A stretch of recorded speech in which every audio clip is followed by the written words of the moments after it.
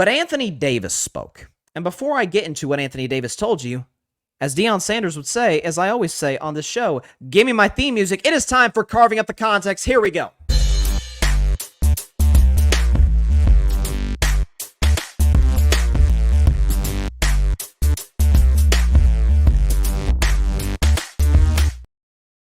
All right, so talked about Anthony Davis, and he was doing a bunch of interviews, as all the players were, with the LA media, with the Lakers' local broadcast team. Take a listen to what Anthony Davis said regarding the team that beat them, that swept them in the Western Conference Finals, the team that ended up winning the championship, the Denver Nuggets. Take a listen to what he says in terms of what the Lakers were thinking of the Nuggets in the offseason. Take a listen to AD the other day on Lakers Media Day.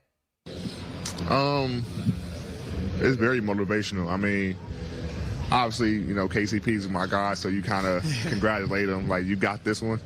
But it was just a lot of, like, the talking and all the Lakers. Like, it was just so much of that going on. Like, all right, we get it, y'all won. But, you know, I think, you know, me and Brian had some conversations like, we can't wait. Mm-hmm. You know, like James said, there's no moral victories, you know, and we didn't like, oh, well, we had a 0.3 chance of making it, and we got to the Western. Like, nah, you know, we feel like that we had enough to win. Obviously, we were climbing an uphill battle for 2 months trying to make it the playoffs, but it's a lot of motivation. Like, you want to win. Anytime you lose, you know, it's motivation to get ready for the next season, try to compete for a championship. So that in itself is motivation, but also all the little talking that have been going around all summer, you know, y'all heard it. Yeah. Okay. So Anthony Davis says that he and LeBron James were talking this offseason about how the Nuggets were doing the trash talking, whatever the case may be. Here's the issue with that, and here's the context. I challenge Lakers players, and I challenge Lakers fans, and I challenge Lakers media and NBA media in this regard. Name the comment by a notable Denver Nuggets player that openly took a shot at the Los Angeles Lakers, be it any of their individual players or the team as a collective unit. Name it. Because and for the record, in fairness, I criticized Michael Malone, the head coach of the Denver Nuggets, remember after they won the championship, he was on the Pat McAfee show the day of the parade. And LeBron, we know, had been contemplating retirement, which, again, he was in year 20, age 38. I don't think that's a crazy thing for LeBron to do, to think about, like, hey, how much longer do I want to be doing this, given how great I've been and how much at this age and stage of my career, how much it takes to get me ready to play a season and just to play single games. And Michael Malone was saying, hey, guys, I'm going to be retiring today. I didn't love that. Matter of fact, I didn't like it at all. I'm defend LeBron in that regard, and I criticize Michael Malone for that comment. But the whole Nuggets announcer saying that, oh, Michael Malone is the Lakers' daddy. Who cares? He calls the games. This guy, I don't even know his name, has no impact. No impact. And I love play-by-play announcers, by the way, especially the great ones. But this guy has no impact on the outcome of games. Whether the Nuggets win, lose, whatever the case may be, when the Lakers and Nuggets play on opening night on October 24th, so a few weeks from now, that guy's going to have zero impact on that game, if he's even calling the game. I don't know if he's going to do radio, whatever the case may be. This has to be the most pathetic rivalry in the NBA that I've ever seen. Not kidding. And it is a rivalry. It is. In my book, a rivalry is, there's got to be a push and pull. There's got to be one team beats one team. Then the other team comes back, whether it's the next year or years later, and beats them. It's got to be within the time frame of when the key players are there. Like, it can't be, I don't know, the Lakers beat the Pistons in the late 80s in the finals, and then in 2035, they beat the Pistons in the finals again. That's not a rivalry, okay? It's been a 40, 50-year time frame between those two.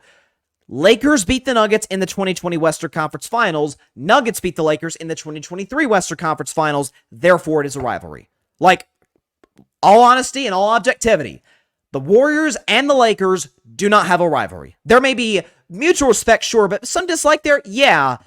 But the Lakers beat us in the playoffs last year. I don't count the play-in tournament. Stop. We didn't have a full roster. Play-in tournament, that's not the playoffs. It's not. It's not a best-of-7 series. Lakers beat us last year, though. We haven't beaten them in the best-of-7 series. It's not a rivalry. In that same breath, We've beaten Memphis in a best-of-7 series in 2022. They have never done that. Certainly with this group. It is not a rivalry. But this weird, I don't get it. The only comment I remember talking about on this show where a Lakers player said something about a Nuggets player was when Rui Hachimura, I think it was at halftime of like game 2 or whenever it was, when he said that the Nuggets were attacking the rim because the Nuggets don't have a rim protector. Okay, that's a little shot at Jokic, but is he wrong? Jokic, as great as he is, Jokic is not a shot blocker. He's an awesome scorer, an awesome passer. He's not a shot blocker. So I didn't think that was even I mean, it's a little dig, but he wasn't lying. And so this weird, LeBron's talking about the Nuggets, and AD said, yeah, man, me and LeBron were talking like this is, we gonna get them this year. Come on, man. Worry about the fact I'm slowly, and you guys know, since the offseason started, so, like, the day after, or well, actually, I did my show the Thursday. My first show after Denver one was a Thursday. So, from that day on, and certainly I maintained this during the offseason, during free agency, whenever, some trades were made. I said, look, I think that the Nuggets are the favorites out west. They lost Bruce Brown, which is a sneaky big loss, but Jokic is the best player in the NBA today. Today, he's the best player in the NBA. Jamal Murray, I think, is going to have an all-star level season. You got Aaron Gordon coming back, Michael Porter Jr. You got solid bench, Christian Brown, good coach. Denver's the favorite today. We should respect them in that regard. And I said, tied, neck and neck at second, Lakers, Warriors. You say, oh my God, the Lakers beat the Warriors last year and did it in 6 games. If you watch that series, Lakers blew out the Warriors twice, Warriors blew out the Lakers twice. Games 1 and 4 could have gone either way. Especially game 4. It's funny, game 1 they blew a lead but ended up taking it there at the end. And in game 4 we blew a lead when Lonnie Walker going crazy in the fourth quarter. Still gives me nightmares to this day. But I thought they were neck and neck, followed by probably Phoenix, who I still don't buy into, and then like Sacramento, then you go Clippers, like sort of in that order. I'm not even gonna lie to you, y'all. I by the day, I'm buying less and less into the Lakers. Like, if the mindset by the Lakers is like it's all about Denver, they're gonna lose. Be it to Golden State, be it to, and I'm dead serious when I say this, the Sacramento Kings. You say, oh my gosh, Sacramento. Sacramento is younger legs. Anthony Davis, we know his history, knock on wood, obviously don't ever wish for anybody to get hurt, but we know his history not just of injuries, but of consistently inconsistent play. Consistent, inconsistent play is the best way to put that. And LeBron, and while I love LeBron, I think LeBron's the greatest basketball player that's ever walked this planet.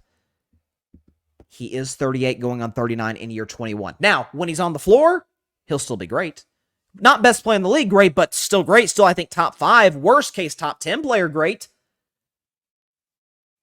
But when I have to worry about your best 2 players' health, it's not unfair of me to say, I don't know if I trust you quite as much, certainly as Denver, or even as much as Golden State. And so but what Anthony Davis is talking about, we're gunning for, he didn't exactly say we're gunning for Denver, but he was implying that me and LeBron are having conversations. Conversations about what? If you're having conversations about, hey, let's go win the championship next year. Okay, that's different. Every contending team's doing that. That's normal. But if you're talking about one team, I'll tell you what this means. I'll tell you what. I'll tell you what, guys. Lakers better win on opening night. Will it determine the course of their season? Of course it will. It's one game, 1 out of 82.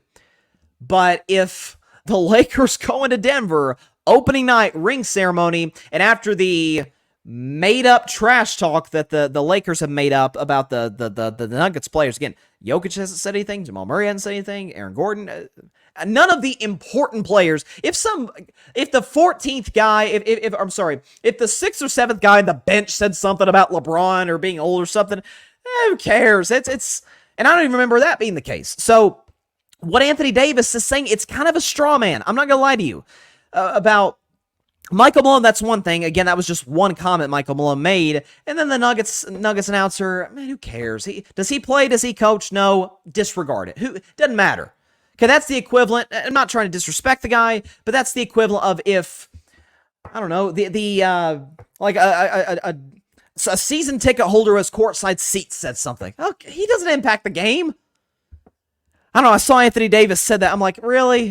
This is not. It's a rivalry, technically. least by my definition of it, it has to be the most pathetic rivalry I've ever seen in the NBA. It really is. And so, hey, listen, let the Lakers worry about the Nuggets while my Warriors, who have the morale is finally back in the locker room. We've got smart players. We've got good young players. Let the Warriors run rough shot in the West, as we tend to do. Y'all worry about Denver, Lakers, and you should worry about Denver. Everybody in the West should worry about Denver. But that's not the only team that's a threat to you. It's not. Thanks so much for watching the show on YouTube, and be sure to go click that big red subscribe button and check out the other clips and full shows from Carving It Up Live, as well as our other incredible content creators here on the Grid Network.